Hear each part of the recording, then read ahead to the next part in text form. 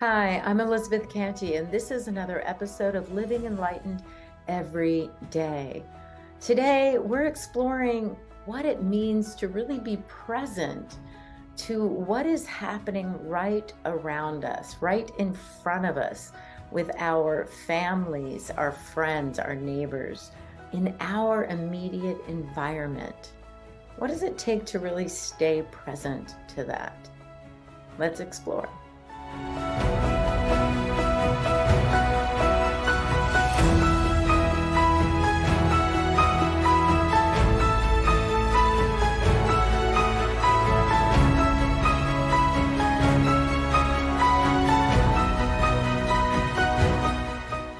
I'm Elizabeth Cantey, and I love helping people love their life and live their passion. It's my passion.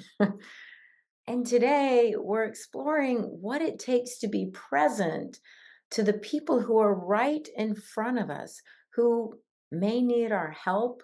They may be asking for help without asking. And what is it we can look for? How can we listen and be aware of the people around us and what they might want or need from us? As you listen or watch this video, I invite you to check in with yourself and just see how you are being, who you are being.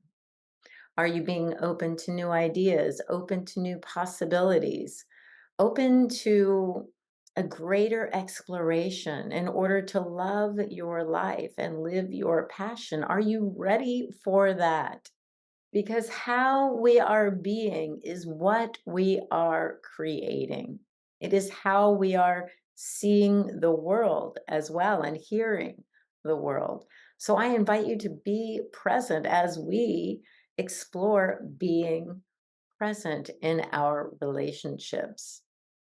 Just a few weeks ago, I was scrolling through YouTube or Facebook, somewhere like that, and I saw a headline, and maybe it was a meme or a video, I'm not sure, but I thought it was a monk going into a graduating class, and the title was "Everyone Wants to Save the World, but no one wants to help mom do the dishes."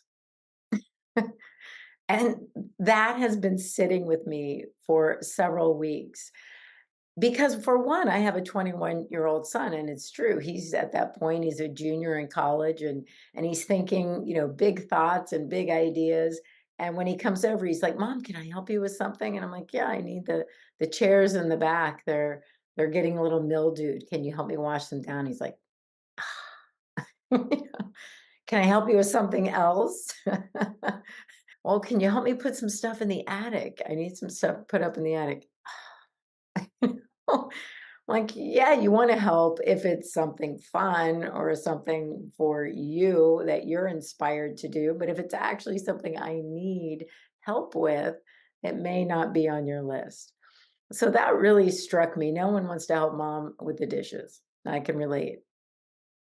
But it wasn't just that. A few weeks ago, I was really going through some ideas for me to be of greater service in my community, not just on Facebook or YouTube or with podcasting. I was looking for something a little more hands-on. And I thought of these great ideas were coming to me, some places that I had been of service to before, creating programs for seniors or creating programs actually for teens in another environment. And I would rework some of these programs and go present them and do these things. And I was working on that, recreating these programs to be of service in these communities. And as the holidays were coming up at this time, I was listening to one of my neighbors who has cancer. As we were talking, I started listening more clearly to what the conversation was. I had been listening. I knew my neighbor had cancer. I knew his wife works, and because she had taken a lot of time off because of his illness, she was working much harder now coming into the holidays, and she couldn't take the time off. And I'm hearing this, and I know they only have one car, and I'm thinking to myself, how are they doing this? So I asked, how are you doing this? And they told me, "Oh, it's difficult sometimes, and when this happens and that happens." And I said, "Well, I'd be happy to take you to cancer treatment or doctor's appointments or physical therapy or whatever is going on." And I could just see the look on their faces of, "Really?" Like, yeah, I work from home. I'm home often. They told me they had a neighbor walking the dogs, and I'm like, if that ever doesn't work out, I'm here to walk the dog. Our dogs get along great, and I could just see this incredible relief on their face. I mean, we share dinners together and time together and go to each other's, get-togethers, things like that. So why wouldn't they ask me? But I understand that it's very hard being very independent. I am a very independent person, and it's very difficult to ask for help. I remember when my son was sick, it was very difficult to get to the point where I had to ask my family for very specific help. I needed people to help me with cooking and certain kinds of errands and certain kinds of things. When my son was sick, I found that I could not do it all and had to ask my family, who had their own busy lives and their kids and their situations that they're dealing with. I need help. How can you help me? And it's humbling, and it's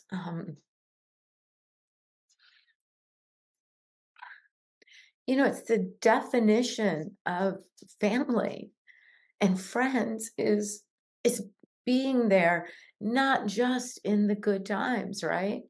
Everyone's there when there's a good time, when there's a party, when there's an event, when there's dinner, when there's a celebration. And then those are the same people we kind of forget. Those are the people that are really heartfelt. They're available to us when we are in need. And I could just sense this need, and I was a little embarrassed that I had not sensed it before, because of course we think of ourselves and we think of our peers, our friends, our family as more than capable most often. But here I was hearing and sensing this, and my offer was graciously accepted, and I was able to help those right there in front of me. And I was committed and still am to making them dinner, every once in a while. And I pretty much make dinner for myself most of the time. And so to make a dinner for two more really is no problem. It just takes a little more thinking. And the thing is, I'm vegan, and most people I know aren't. But I found these great recipes that I can make in batches that they happen to love. They eat a lot of plant-based food. So now it's just this wonderful feeling of being of service and being able to help on all these layers, walking the dog or taking my neighbor to treatments, or just cooking dinner, inviting them over when she's had a long day at work. So this was right in front of me. It had been going on for a long time, but it took me that long as I'm working on these other projects to become aware of someone who was in need right literally next door to me. And at the same time this was going on, as my heart is opening and expanding to the possibilities of being present for those right near me. And at one of our family gatherings, I was listening to my sister's mother-in-law, who's at all of our family gatherings. And she was telling me that she's no longer able to use her walker to walk around her complex, and that she doesn't have anyone other than my sister and brother-in-law to take her to lunch and dinner, and they are very, very busy with two careers and two children, and so she doesn't get out much, she doesn't walk much, she doesn't get out of her condo very often. And here I am again thinking, I go to the grocery store right near her. She needs to go to the pharmacy and do errands, and she just wants that feeling of freedom and camaraderie. And so I started taking her to lunch and to run errands when she felt up to it, when the weather was great, when she felt like getting outdoors, and we could go for walks and do things that she really enjoyed. I mean, to expand her, to be able to count on more than just your immediate family, to be able to count on friends and other family members is just a huge blessing for all of us. And my joy is being with these people that I love and being able to help them do something that they love. And I am doing what I love as well. It's a love fest. And what else is there? Sometimes we have these grand ideas of, uh, helping bigger groups of people or making a bigger impression or being of greater service, when in fact there are people and situations right in front of us that could really use our help. Dr. Jane Goodall said, it can be very simple. We can make a sad or a lonely person smile. We can make a miserable dog wag its tail or a cat purr. We can give water to a little wilting plant. We cannot solve all the problems of the world, but we can often do something about the problems that are right under our nose. So I invite you to just look around and see who needs a smile, a helping hand, or a prayer today. They could be right under your nose, literally. But here's the thing, most of us, many of us, for whatever reason, we think the ask is too big. We think the ask is too big, so we don't ask. My friend just told me of a situation where his daughter called him and said she thinks that the fan belt on her washing machine or dryer, the dryer drum belt, broke. And so she Googled it and she ordered the part and she was, watching it on YouTube, and she called her dad and she's just like, oh, I can't figure it out. I can't fix it because they don't have my exact model on YouTube. And she's like, do you think you might know what it is if I tell you, if I FaceTime you? And he's kind of listening to her doing what I did. He's listening beyond the words. And she was getting frustrated. She had done everything that she could do in a realm where she did not know what it was to do. She's not an appliance fixer. So there is a lot on YouTube, I can tell you, but I don't know that I would attempt to change a belt on my dryer. But he said, "You sound really frustrating, honey. Why don't I come over there and I'll try to help you with this?" And the relief in her face and in her voice, he said, was just palpable, that she didn't want to ask because she wanted to feel like she could do it, or maybe she should be able to do it. But isn't it nice, even if we can do it, to have someone there that we love and trust that can just even be our cheerleader? They might even say, I don't know how to do this, but hey, we'll Google it together. We'll try to figure this out together. And even that sometimes is enough to feel loved, to feel connected. And isn't that what we all want really in our lives with our friends, our families, our neighbors, our acquaintances, is to feel that sense of connection, that sense of belonging. Mm. Again, my neighbors, when they went on a trip, I thought they were just going for maybe 5 or 6 days over the holidays, and they had asked me to look in on their dog just for 2 days. They had what I thought, someone for 2 days, and then me for 2 days, and then their son coming for 2 days. Well, it turns out they were gone for 2 weeks.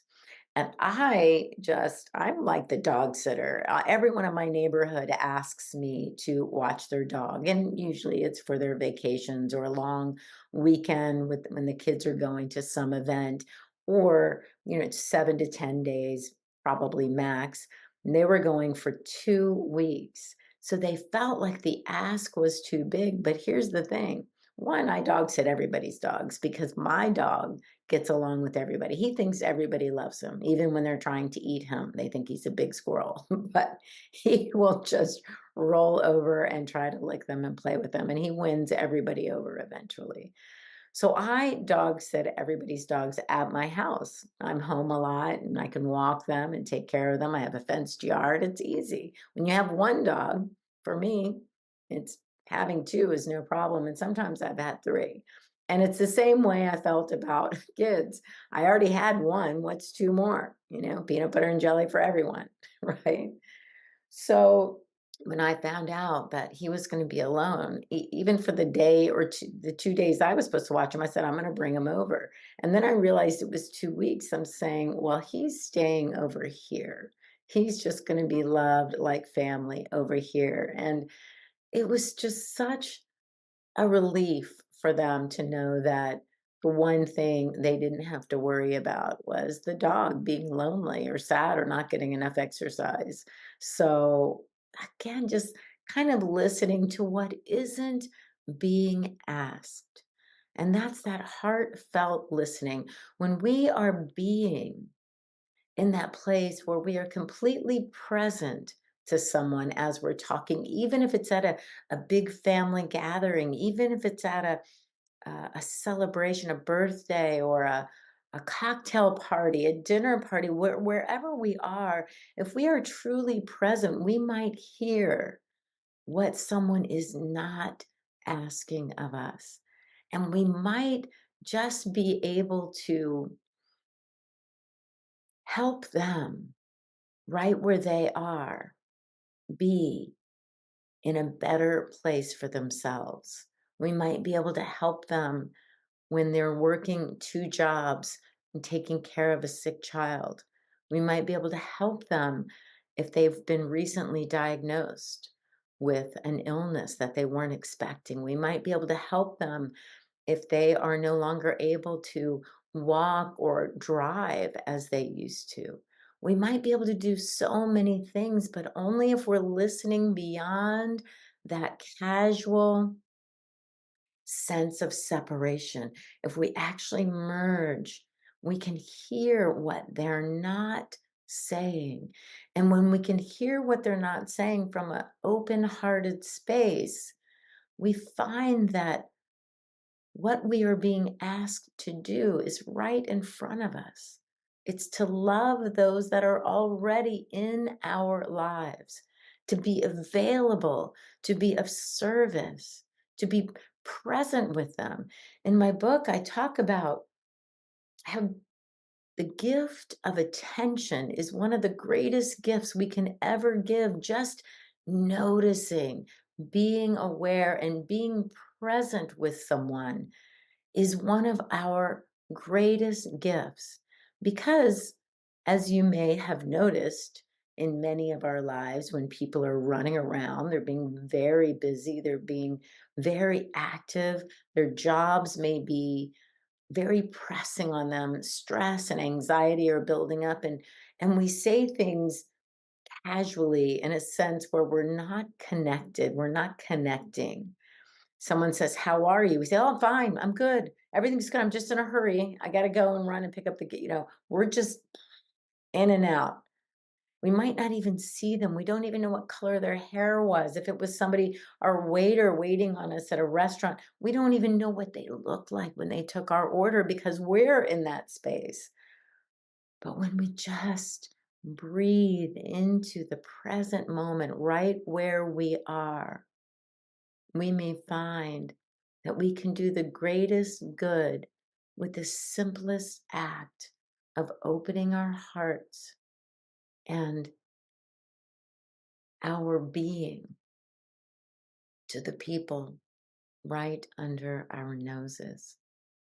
So I invite you this week to be present with those who are right there. Every appointment you have, every phone call, you have to listen intently to what isn't being said, what isn't being asked of you that you may be able to suggest yourself, to offer from your open heart and open mind. It might just be right in front of you. It served me so well and has continued. I'm volunteering at another community organization. So, yes, there's the bigger picture in there too. And yet, there are these areas with my neighbors, my friends, my family that I can feel love, loved, and loving right where I am in my everyday situations. I hope you found this useful and insightful and transformational. This idea of being present, this idea of listening to what isn't being asked, of sensing and knowing where someone is, even though they might not be able to ask for help or communion or communication or a feeling of being loved or belonging. I invite you this week to become present to all of those moments in your life. And if you like this video, please hit the like button and subscribe, and you'll get all the updates of when these videos come out, and share it with a friend. Maybe they're overlooking the opportunities to love and be loved that are right in front of them. I hope this week you laugh, love, and listen with all of your heart, and you live enlightened every single day.